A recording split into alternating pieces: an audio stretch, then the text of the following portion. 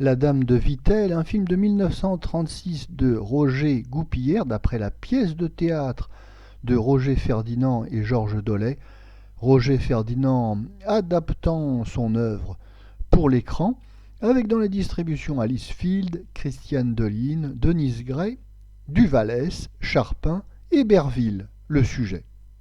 Pour conquérir Christiane Deline, dont le charme l'a troublé, Duvallès, un homme marié, feint le veuvage, Christiane Deline se refusant à écouter les propos d'un mari volage. Mais l'épouse de Duvallès, Alice Field, soupçonneuse, le suit à Vittel et pour se venger, feint également d'être veuve et s'affiche avec un gigolo. Notre avis. Nombreuses sont les pièces de théâtre de Roger Ferdinand adaptées au cinéma. On se souvient notamment de L'Amant de Bornéo avec Jean Tissier et Arletty.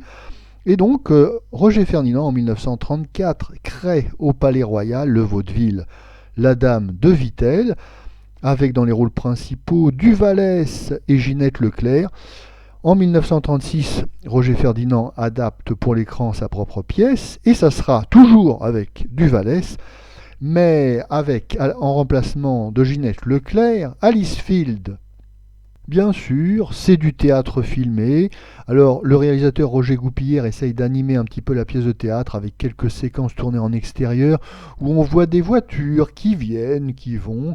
Mais, comme l'a maintes fois écrit François Vineuil, nous ne sommes pas dupes de ce petit truc de mise en scène.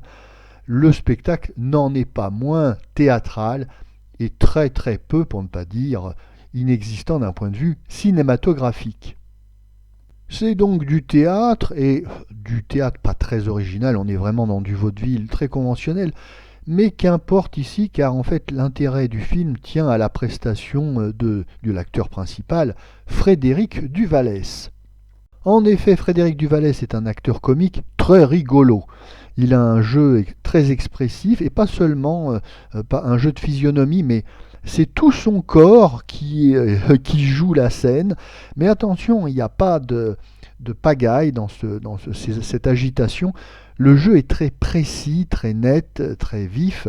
Duvallès sait ce qu'il fait, et cette agitation est réellement comique. D'ailleurs, quand on le voit jouer et quand on voit Fernandel après lui, on se rend compte bien sûr que Fernandel, à bien des égards, le copie ou du moins s'en inspire dans bon nombre de ces petits jeux de physionomie et ces trucs d'acteurs.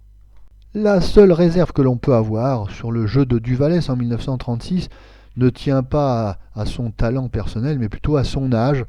En 1936, Duvallès a 52 ans et ça se voit un petit peu à l'écran, c'est dommage évidemment. Et on comprend mieux le succès du jeune Fernandel qui a la trentaine et qui, dans l'emploi de jeunes comiques, est évidemment bien plus percutant et pertinent que Duvallès qui, malgré tout son métier, n'a pas la souplesse du jeune Fernandel.